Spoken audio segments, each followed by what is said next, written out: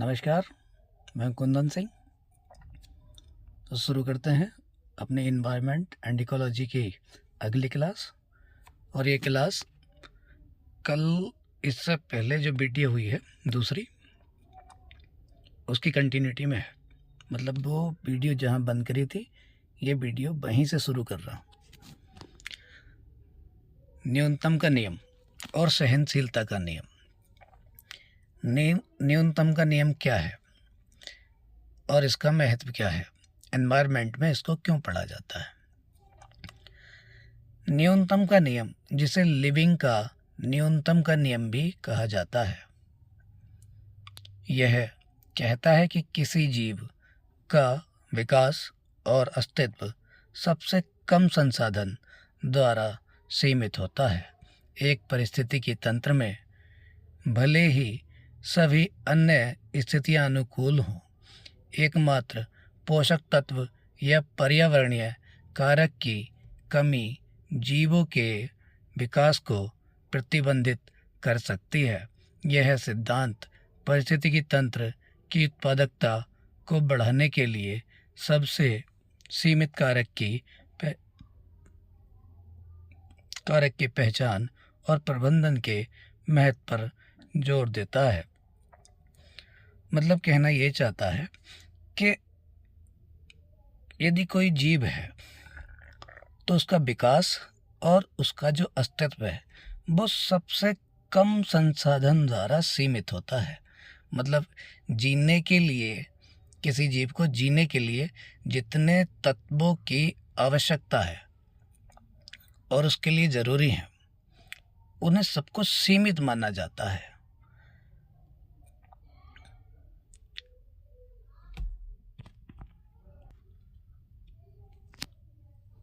इसके बाद यदि किसी जीव को किसी एक पोषक तत्व की कमी होती है तो उसके विकास पर प्रभाव पड़ता है, उसके अस्तित्व पर भी प्रभाव पड़ता है।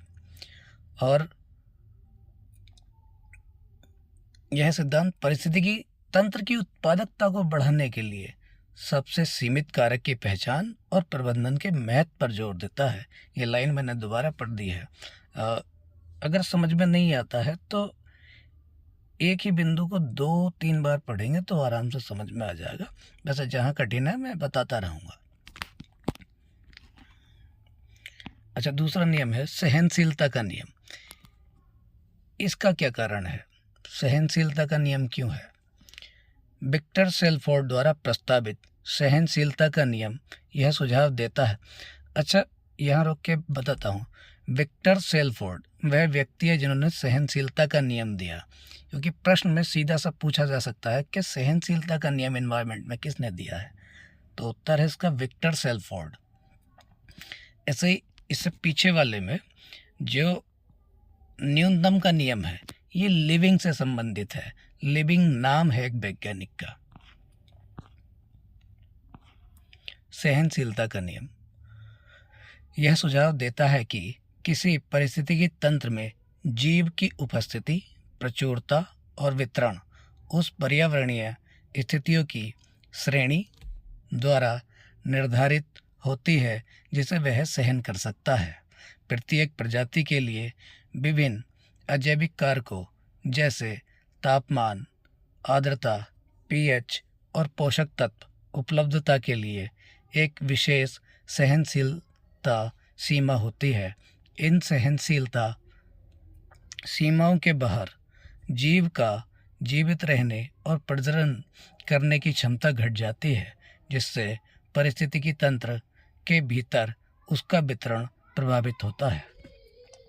तो सहनशीलता का नियम ये कहता है कि यदि कोई जीव 10 डिग्री टेम्परेचर सहन कर सकता है तो 10 डिग्री ही टेम्परेचर सहन करेगा।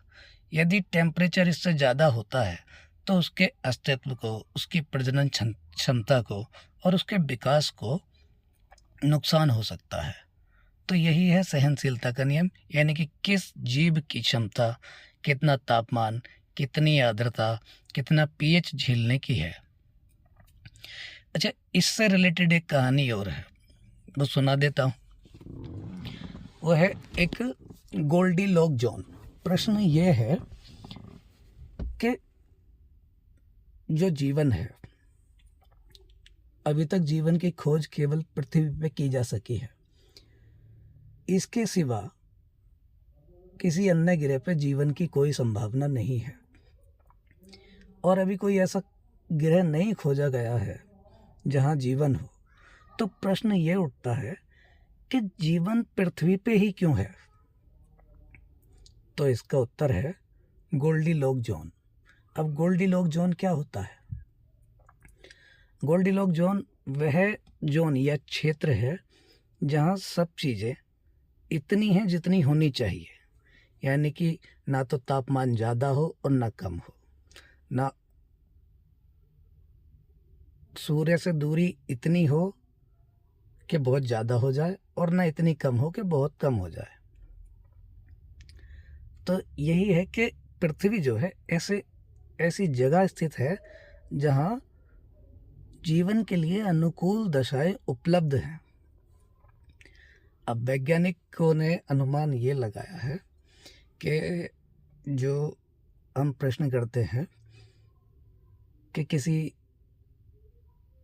ग्रह पे जीवन है या नहीं है, तो बात उठती है कि एलियन जो होते हैं वो क्या होते हैं, एलियन होते हैं या नहीं होते हैं। मेरा विचार तो ये है कि एलियन होते हैं, क्योंकि हम एक सूर्य के सहारे एक पृथ्वी पे रहते हैं। ऐसे ही न जाने ब्रह्मांड में कितने सूर्य हैं और कितनी पृथ्वियाँ होंगी। हम अभी तक अपने सौर मंडल से बाहर नहीं जा पाए हैं। जिस दिन सौर मंडल से बाहर जा पाएंगे तो पता चलेगा कि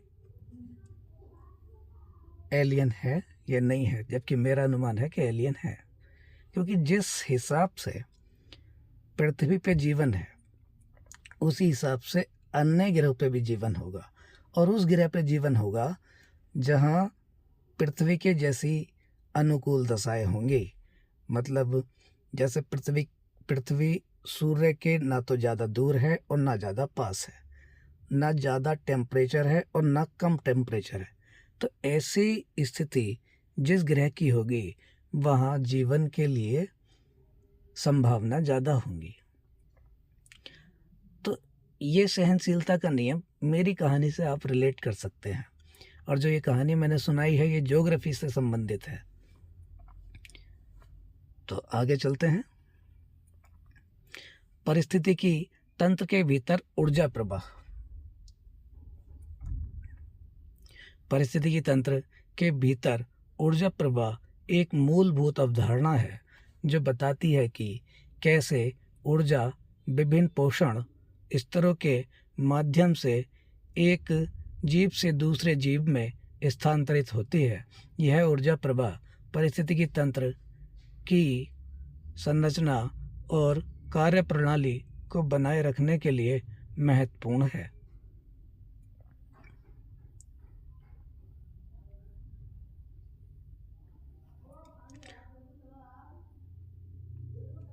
प्राथमिक उत्पादक जिन्हें स्वपोषी कहा जाता है वे जीव हैं जो प्रकाश संश्लेषण की प्रक्रिया के माध्यम से या कुछ मामलों में रासायनिक संश्लेषण के माध्यम से अपने भोजन का उत्पादन करते हैं। वे खाद्य जाल का आधार बनाते हैं और पारिस्थितिकी तंत्र में सभी अन्य जीवों के लिए ऊर्जा का प्राथमिक स्रोत होते हैं। ये प्राथमिक उत्पादक मतलब वैसे तो सब जानते ही हैं कि प्राथमिक उत्पादक क्या होते हैं। सीधा सा कहा जाए तो पेड़ पौधे प्राथमिक उत्पादक हैं, क्योंकि ऊर्जा सबसे पहले इन्हीं को मिलती है सूर्य द्वारा, और बाकी जो अन्य जीव हैं जैसे प्राथमिक उत्पादक हो गए, फिर प्राथमिक उपभोक्ता, फिर द्वितीय उपभोक्ता, तो ये सब जो है प्राथमिक उत्पादकों पे निर्भर होते हैं, और प्राथमिक उत्पादक सूर्य की ऊर्जा पर निर्भर होते हैं। प्राथमिक उत्पादक सूर्य की ऊर्जा को प्राप्त करके प्रकाश संश्लेषण करते हैं, जिससे पौधों में बायोमास का निर्माण होता है। वही बायोमास प्राथमिक उत्पादक पेड़ों से प्राप्त करते हैं और फिर अपना बायोमास बनाते हैं। उसी बायोमास का उपयोग द्वितीय उपभोक्ता यानी कि मांसाहारी जो जीव हैं वो करते हैं। सीधी सीधी सी बात कही जाए तो पेड़ों को खाके बकरी, हिरन या जो शाकाहारी जीव हैं वो अपना विकास और वृद्धि करते हैं। लेकिन जो मांसाहारी जीव हैं जैसे शेर, चीता, बाघ, लोमड़ी, ये सब क्या करते हैं कि ये उन्हें खाते हैं जो प्राथमिक उत्पादकों पे निर्भर होते हैं, जैसे हिरन पे, गाय, बैल, मतलब जो शाकाहारी हैं उनको खा के अपना बायोमास बनाते हैं।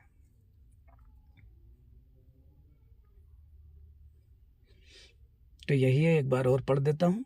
प्राथमिक उत्पादक जिन्हें स्वपोषी भी कहा जाता है। स्वपोषी का मतलब वो अपनी ऊर्जा के लिए सूर्य के सिवा किसी और अन्य चीज पे उपलब्ध नहीं है। वे जीव हैं जो प्रकाश संश्लेषण की प्रक्रिया के माध्यम से या कुछ मामलों में रासायनिक संश्लेषण के माध्यम से अपने भोजन का उत्पादन करते हैं। वे खाद्य जाल का आधार बनाते हैं और पारिस्थितिकी तंत्र में सभी अन्य जीवों के लिए ऊर्जा का प्राथमिक स्रोत होते हैं। उदाहरण: पौधे, वृक्ष, घास और झाड़ियाँ। शैवाल, जलीय पर्यावरण में फाइटोप्लैंक्टन। अच्छा, हम जब कल्पना करते हैं तो केवल पेड़ पौधों की कर पाते हैं, लेकिन इनके सिवाय और अन्य चीज़ें हैं जैसे घास और झाड़ियाँ। दूसरे हो गए शैवाल, जिनमें जलीय पर्यावरण में फाइटोप्लैंक्टन। और तीसरे रासायनिक संश्लेषण बैक्टीरिया, गहरे समुद्री हाइड्रोथर्मल वेंट में पाए जाने वाले बैक्टीरिया। अच्छा, प्राथमिक उपभोक्ता ये शाकाहारी होते हैं। प्राथमिक उपभोक्ता या शाकाहारी वे जीव होते हैं जो प्राथमिक उत्पादकों का उपभोग करके ऊर्जा प्राप्त करते हैं। वे दूसरे पोषण स्तर पर होते हैं और उत्पादकों से उच्च पोषण स्तरों का ऊर्जा स्थानांतरित करने के लिए आवश्यक होते हैं। ये लाइन मैं अभी 2 मिनट पहले समझा चुका हूँ और वैसे भी सीधा सीधा लिखा हुआ है, ज़्यादा क्लिष्ट भाषा है नहीं, तो समझ में आ जाएगा आसानी से। उदाहरण: शाकाहारी स्तनधारी हिरण, खरगोश और गाय। कीट, कैटरपिलर और टिड्डे। जलीय शाकाहारी जूप्लैंक्टन और कुछ मछली प्रजातियाँ। द्वितीय उपभोक्ता मांसाहारी होते हैं जो प्राथमिक उपभोक्ताओं का भक्षण करते हैं।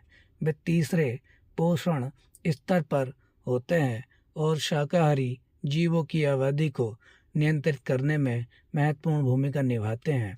इस प्रकार पारिस्थितिकी तंत्र में संतुलन बनाए रखते हैं। उदाहरण: मांसाहारी स्तनधारी भेड़िए, शेर और लोमड़ी। शिकारी पक्षी बाज और चील। जलीय मांसाहारी बड़ी मछलियाँ जैसे बास और पाइक। तृतीयक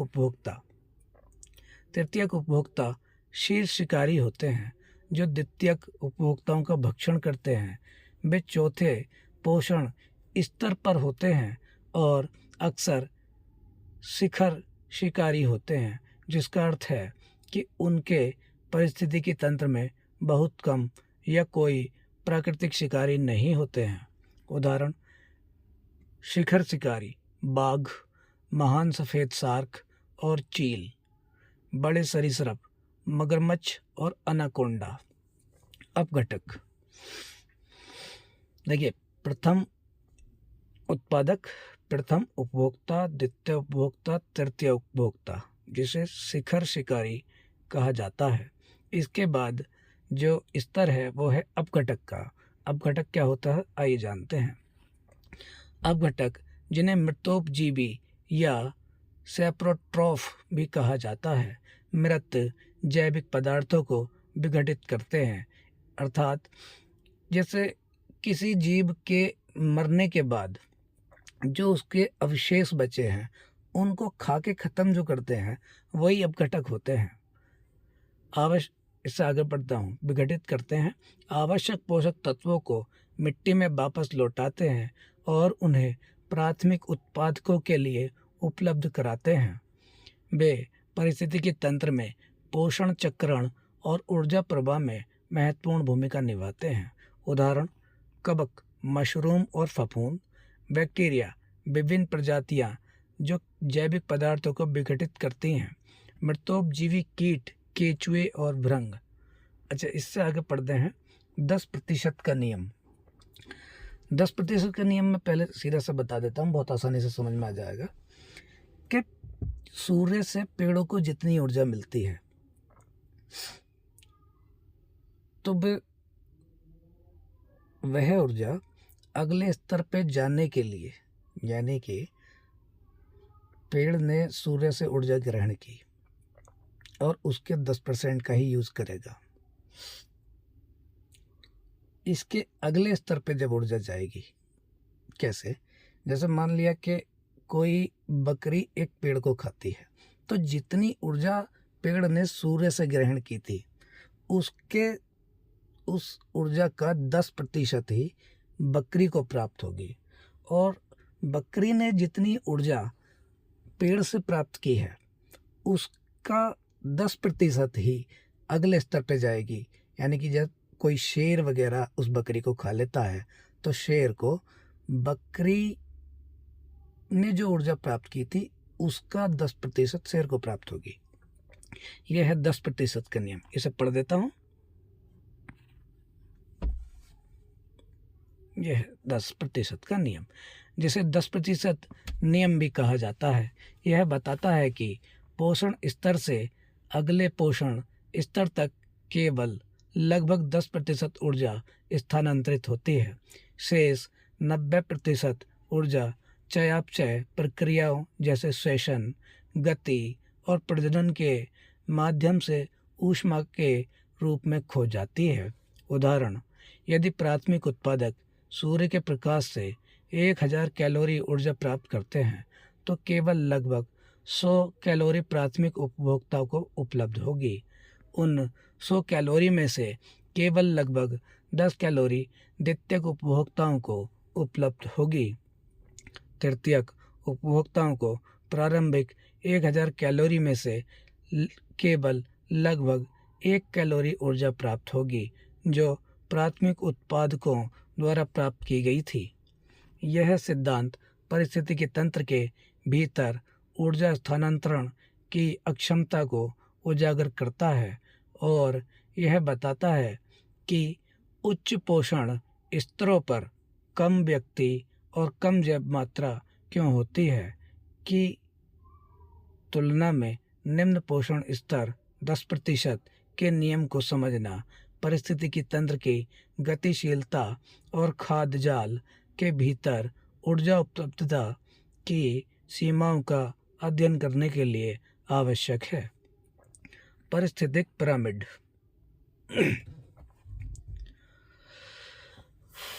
पारिस्थितिक पिरामिड ग्राफिकल प्रतिनिधित्व होते हैं। ग्राफिकल का मतलब होता है जिनका ग्राफ बनाया जा सके होते हैं।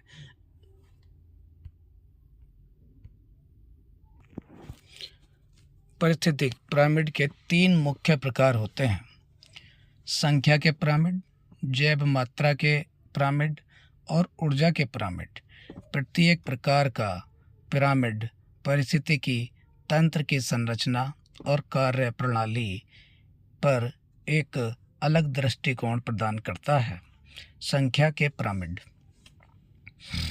संख्या का पिरामिड पारिस्थितिकी तंत्र में प्रत्येक पोषण स्तर पर व्यक्तिगत जीवों की संख्या को दर्शाता है। इस प्रकार के पिरामिड का आकार पारिस्थितिकी तंत्र और शामिल जीवों के आधार पर बहुत भिन्न हो सकता है। सीधा संख्या का पिरामिड आमतौर पर उन पारिस्थितिकी तंत्रों में पाया जाता है जहां उत्पादकों की संख्या उपभोक्ताओं की संख्या से अधिक होती है। उदाहरण के लिए एक वन पारिस्थितिकी तंत्र जहाँ कई वृक्ष कुछ शाकाहारियों और उससे भी कम मांसाहारियों का समर्थन करते हैं। इसका मतलब समझा देता हूँ। देखिए, कोई पिरामिड है, कोई पिरामिड क्या, सीधा संख्या का पिरामिड है, ये कहाँ पाया जाएगा? अब इसका मतलब क्या है कि संख्या का पिरामिड, मैं एक बार एडिट करके बता देता हूँ।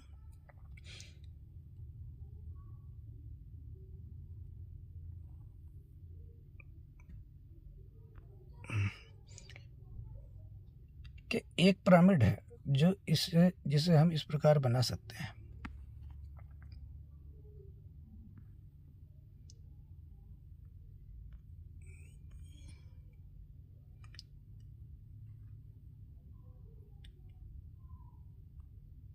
ये हो गया पिरामिड। अब ये कह रहा है कि सीधा संख्या का पिरामिड है। तो सीधा संख्या का पिरामिड का मतलब ये है कि मान लिया कि कोई वन क्षेत्र है, तो वहाँ पेड़ों की संख्या जो होनी चाहिए वो आधार होनी चाहिए, यानी कि वहाँ सबसे ज़्यादा पेड़ होने चाहिए। इसके बाद इन पेड़ों पे जो आश्रित हैं, जैसे जो शाकाहारी जीव हैं, उनकी संख्या इन पेड़ों के हिसाब से कम होनी चाहिए, ताकि उनके खाने के लिए ऊर्जा की और भोजन की कमी ना हो सके। तो मान लेते हैं कि जो शाकाहारी जीव हैं वो इतने हैं, ठीक, इतने शाकाहारी जीव हैं, और ये जंगल का क्षेत्र है जिसमें घास पेड़ वगैरह है। इतने बड़े क्षेत्र में ये छोटे से जो शाकाहारी जीव हैं वो इस जंगल पर निर्भर करते हैं। अब इससे छोटा जो पिरामिड है, मतलब जो इससे अगली संख्या है, वो ऐसी होनी चाहिए जो द्वितीय, मतलब इसे 1 नंबर मान ले और इसे 2 नंबर मान ले, तो तीसरे नंबर पे जो होने चाहिए वो दूसरे नंबर पे निर्भर होने वाले चाहिए। मतलब जो शिकारी प्रवृत्ति के जीव हैं, जो मांसाहारी जीव हैं, तो वो शाकाहारी पे निर्भर करेंगे। तो शाकाहारी जीवों की संख्या मांसाहारियों से ज़्यादा होनी चाहिए। तो इसी को बोलते हैं संख्या का सीधा पिरामिड। यानी कि 100 अगर पेड़ हैं तो उसमें कम से कम 50 शाकाहारी जीव हों, और 50 अगर शाकाहारी जीव हों तो लगभग 5 शेर होने चाहिए, जिसके लिए भोजन की कमी ना होगी। आया समझ में? तो यह है संख्या का सीधा पिरामिड। तो यह संख्या का सीधा पिरामिड था। अब देखते हैं संख्या का उल्टा पिरामिड। उन स्थितियों में होता है जहां एक बड़ा उत्पादक कई छोटे उपभोक्ताओं का समर्थन करता है। उदाहरण के लिए, एक वृक्ष जो कई शाकाहारी कीड़ों, प्राथमिक उपभोक्ता का समर्थन करता है। यानी कि एक पेड़ है और वो एक ही पेड़ है, उदाहरण के लिए मान लेते हैं, तो उस पेड़ के ऊपर जो आश्रित है, जैसे पक्षी, तो पक्षियों की संख्या पेड़ की संख्या से ज़्यादा है, तो ये संख्या का उल्टा पिरामिड हो गया। तो इसका जो ग्राफ बनेगा वो उल्टा बनेगा, यानी कि त्रिकोण जो है उसका आधार ऊपर जाएगा और जो शीर्ष भाग है वो नीचे आएगा। अच्छा, जैव मात्रा के पिरामिड। संख्या का पिरामिड समझ में आया? सीधा और उल्टा। सीधा कब बनता है और उल्टा कब बनता है? सीधा जब बनता है जब किसी जंगल की जो व्यवस्था है उसके बारे में वर्णन कर रहे हो। जैसे पेड़ों की संख्या कितनी, तो उसमें कितने शाकाहारी जीव होने चाहिए, और शाकाहारी जीव जितने हैं उसके अनुसार ही मांसाहारी जीव होने चाहिए। ऐसे ही अब उल्टा संख्या का पिरामिड तब बनेगा जैसे एक पेड़ है और उस पर निर्भर करने वाले जो पक्षी हैं उनकी संख्या ज़्यादा होना। आगे बढ़ते हैं, जैव मात्रा के पिरामिड देखते हैं। जैव मात्रा के पिरामिड। सीधा जैव मात्रा का पिरामिड मतलब सीधा सा इसका ये है कि 100 गायें हैं तो उसके लिए कम से कम 20 बीघा घास क्षेत्र होना चाहिए, और 100 भैंसें तो उसके हिसाब से 100 भैंसों के अनुसार ही, जैसे जितने शेर उन्हें खा सकते हैं, और भैंसों का भी अस्तित्व बना रहे, घास का भी अस्तित्व बना रहे और शेरों का भी अस्तित्व बना रहे, इस प्रकार होने चाहिए। यानी कि 20 बीघा घास, 20 भैंसें और 5 शेर या 2 शेर। बस ये है कि जैव मात्रा का, सीधा जैव मात्रा का पिरामिड। अच्छा, उल्टा जैव मात्रा का पिरामिड अक्सर जलीय पारिस्थितिकी तंत्रों में पाया जाता है। अच्छा, ये भी एक बात है कि ये कहाँ पाया जा सकता है। जैसे सीधा जैव मात्रा का पिरामिड कहाँ, अधिकांश स्थलीय पारिस्थितिकी तंत्रों में पाया जाता है। दूसरा कि उल्टा जैव मात्रा का पिरामिड कहाँ पाया जाता है, तो लिखा हुआ है अक्सर जलीय पारिस्थितिकी तंत्रों में पाया जाता है, जहाँ प्राथमिक उपभोक्ताओं जैसे जूप्लांक्टन की जैव मात्रा प्राथमिक उत्पाद को जैसे फाइटोप्लैंक्टन से अधिक होती है। इसका सीधा सा मतलब है कि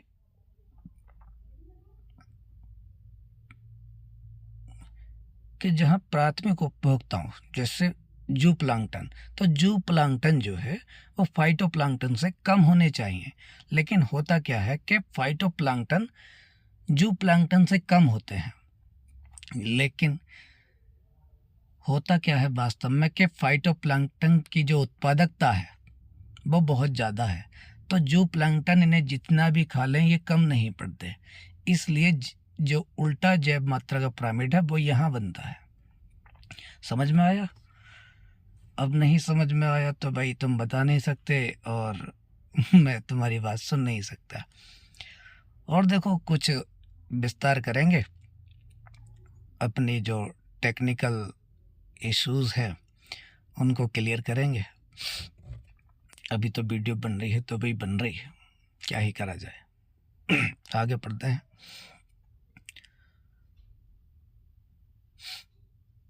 अक्सर जलीय पारिस्थितिकी तंत्रों में पाया जाता है जहां प्राथमिक उपभोक्ताओं की जैव मात्रा प्राथमिक उत्पादकों से अधिक होती है। ऐसा इसलिए होता है क्योंकि फाइटोप्लैंक्टन तेजी से प्रजनन करते हैं और जल्दी से उपभोग किए जाते हैं, जिससे लंबे समय तक जीवित रहने वाले जूप्लांक्टन की तुलना में खड़ी जैव मात्रा कम होती है। ऊर्जा के पिरामिड, देखिए अब पिरामिड कैसा भी हो वो सब बनेगा उसी अनुसार जैसे अभी पढ़ते आए हैं। अब ऊर्जा के पिरामिड पढ़ लो। ऊर्जा के पिरामिड प्रत्येक पोषण स्तर पर एक निश्चित समय अवधि में ऊर्जा के प्रभाव को दर्शाता है। यह हमेशा सीधा होता है क्योंकि ऊर्जा पोषण स्तरों के ऊपर जाते हुए घटती जाती है 10% के नियम के कारण। देखिए भाई, जब आप ऊर्जा का पिरामिड बनाएंगे तो 10% के नियम का उपयोग करेंगे। यानी कि जैसा अभी पहले थोड़ी देर पहले ही बताया है मैंने, या शायद पिछली वीडियो में बताया था कि ऊर्जा का जो नियम है तो 10% है। मतलब अगर 100 कैलोरी ऊर्जा पेड़ ने प्राप्त की है तो उसका पूरा भक्षण होने के बाद एक जीव ने अगर उसका भक्षण कर लिया है पूरे का, तो केवल ऊर्जा 10% ही जीव को मिलेगी। तो ये 10% का नियम है और ऊर्जा के पिरामिड 10% के नियम से बनते हैं। सीधा ऊर्जा का पिरामिड यह दर्शाता है कि पिरामिड के आधार से शीर्ष तक ऊर्जा घटती जाती है। उदाहरण के लिए एक वन पारिस्थितिकी तंत्र में पेड़ों द्वारा प्राप्त ऊर्जा शाकाहारी और मांसाहारी के माध्यम से कम होती जाती है। पिरामिड के प्रत्येक स्तर पर ऊर्जा का नुकसान मुख्य रूप से ऊष्मा के रूप में होता है। पारिस्थितिकी पिरामिडों के आकार। पारिस्थितिकी पिरामिडों का आकार पारिस्थितिकी तंत्र के प्रकार और उसमें मौजूद विशिष्ट स्थितियों के आधार पर भिन्न हो सकता है। उष्ण कटिबंधीय वर्षावन। आमतौर पर संख्या, जैव मात्रा और ऊर्जा का सीधा पिरामिड प्रदर्शित करता है, क्योंकि विविध पौधों का प्रचुर जीवन विभिन्न उपभोक्ताओं की एक विस्तृत श्रृंखला का समर्थन करता है। रेगिस्तान पारिस्थितिकी तंत्र जैव मात्रा का सीधा पिरामिड दिखा सकता है, लेकिन यदि कुछ बड़े उत्पादक जैसे कैक्टस कई छोटे शाकाहारियों का समर्थन करते हैं तो संख्या का उल्टा पिरामिड हो सकता है। खुले महासागर का पारिस्थितिकी तंत्र अक्सर जैव मात्रा का उल्टा पिरामिड प्रदर्शित करता है, क्योंकि फाइटोप्लैंक्टन की तेजी से बदलती और छोटी स्थिर जैव मात्रा जूप्लैंक्टन की तुलना में होती है। देखिए, ये मैं सीधे सीधे इसलिए पढ़ रहा हूँ क्योंकि ये पहले समझाए हुए हैं, इसलिए आपको आसानी से समझ में आ जाएंगे। और जबकि मैं समझता हूँ कि इनको सीधा सीधा याद करने की ज़रूरत है, बस अपनी समझ के हिसाब से इनको याद कर लीजिए। विभिन्न पारिस्थितिकी पिरामिडों के आकार को समझना पारिस्थितिकीविदों को विभिन्न पारिस्थितिक तंत्रों की संरचना, कार्य प्रणाली और स्वास्थ्य का विश्लेषण करने में मदद करता है, जिससे ऊर्जा प्रवाह, जनसंख्या, गतिकी और संसाधन उपलब्धता के बारे में अंतर्दृष्टि मिलती है।